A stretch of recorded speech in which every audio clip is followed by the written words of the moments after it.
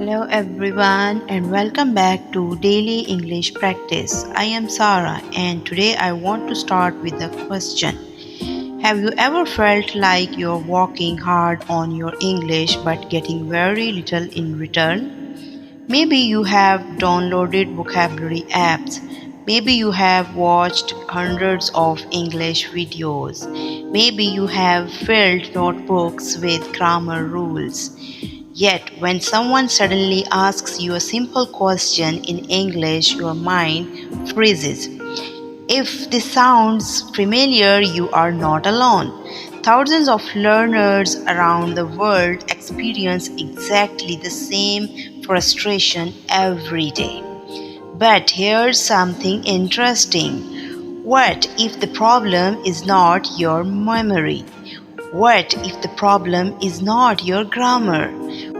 What if the problem is not your pronunciation?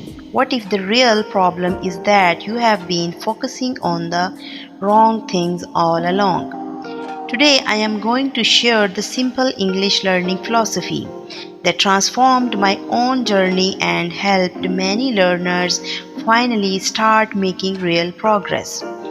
There are no secret tricks, no expensive courses, no impossible study schedules. Just practical habits that fit into real life. And by the end of this episode, you may discover that becoming fluent is much simpler than you thought. So grab your coffee, relax, and let's begin.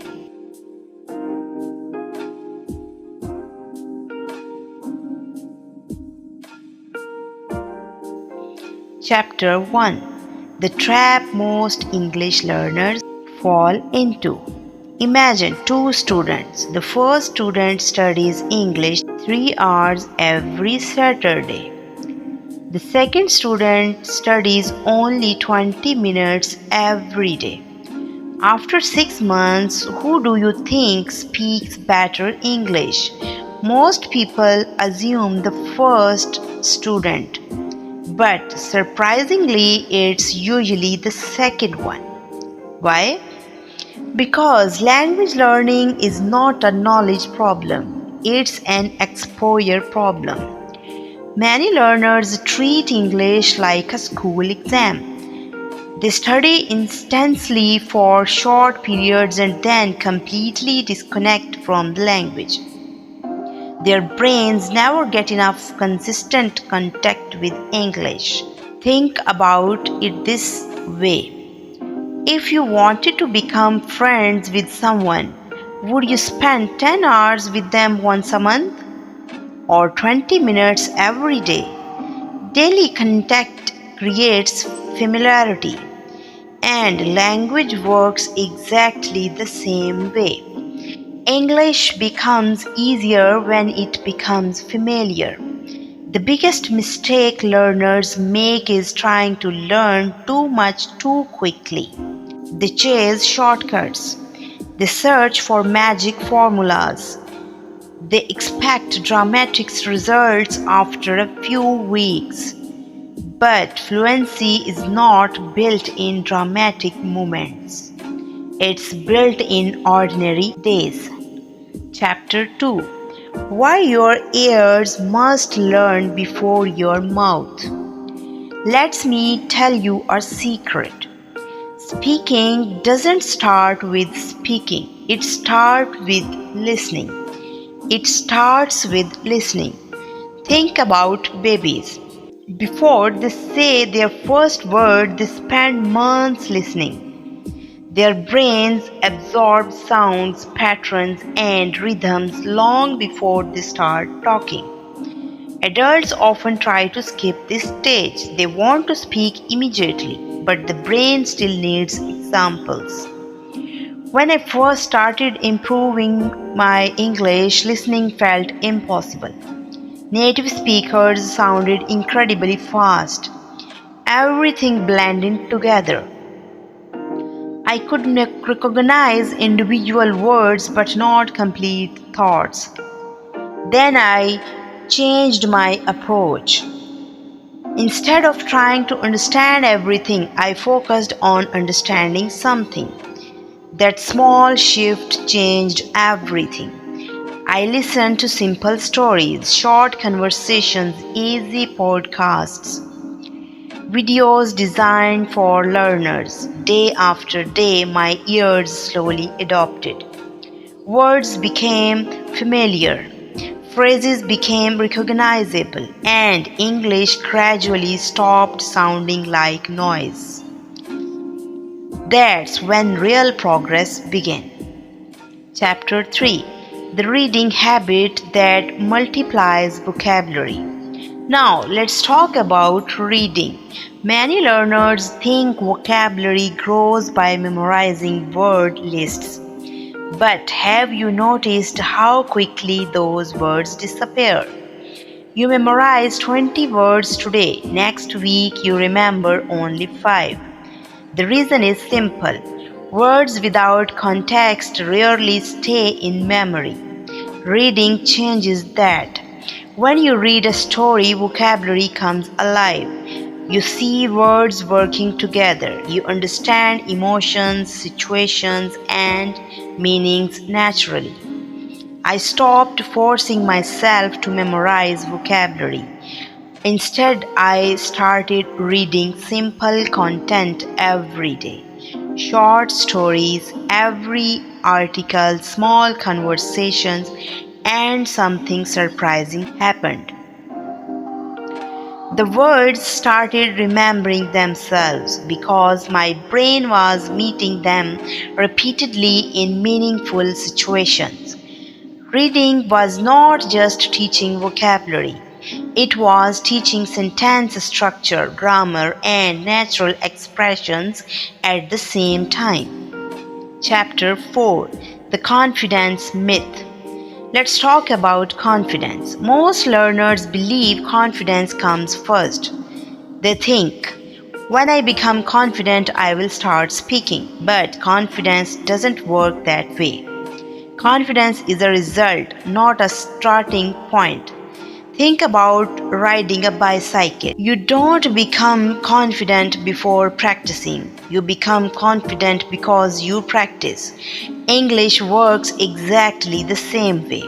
The first time you speak, you feel nervous. The 10th time, a little less nervous. The 100th time, much more comfortable.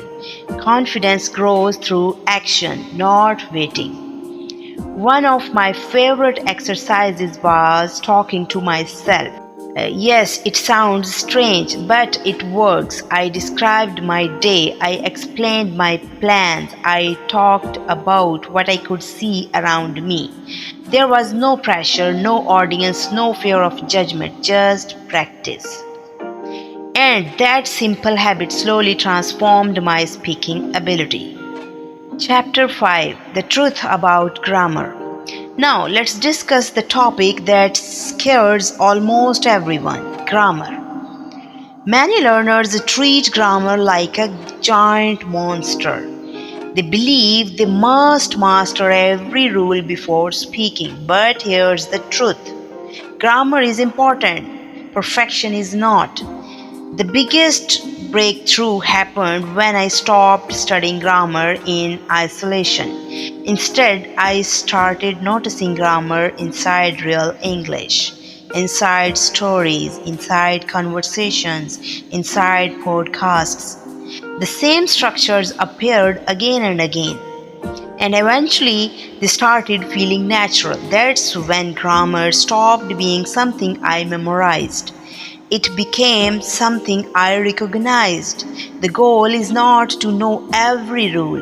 The goal is to become familiar with how English naturally works. And familiarity comes from exposure, not endless memorization. Chapter 6: The One Habit That Beats Talent.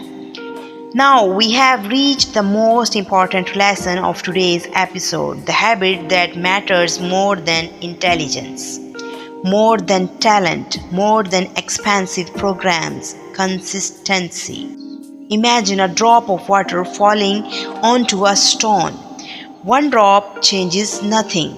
10 drops changes nothing. 100 drops changing nothing. But thousands of drops over time can reshape the stone.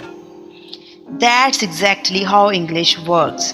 Every podcast you listen to, every page you read, every sentence you speak, every small effort matters. Not because it creates instant results, but because it slowly changes your brain. The learners who succeed are not necessarily the smartest. They are the ones who keep showing up. Even on busy days, even on difficult days, even when motivation disappears. Small actions repeated consistently create extraordinary results, and that's the real secret of fluency. Before we finish, I want you to remember one thing. You do not need perfect grammar. You do not need a perfect accent. You do not need talent. You do not need a study for 5 hours a day. You simply need to stay connected to English consistently. A little listening, a little reading, a little speaking, a little patience day after day, week after week, month after month. Because fluency is not built overnight. It is built through thousands of small moments that seem insignificant at the time. And one day you will look back and realize something amazing. The English that once felt impossible now feels natural. Thank you for spending this time with me today. I am Sarah from Daily English Practice. If you enjoyed this episode, don't forget to like, subscribe, and share it with someone who is learning English. Keep practicing, keep improving, and most importantly, keep going. I will see you in the next episode. Bye for now.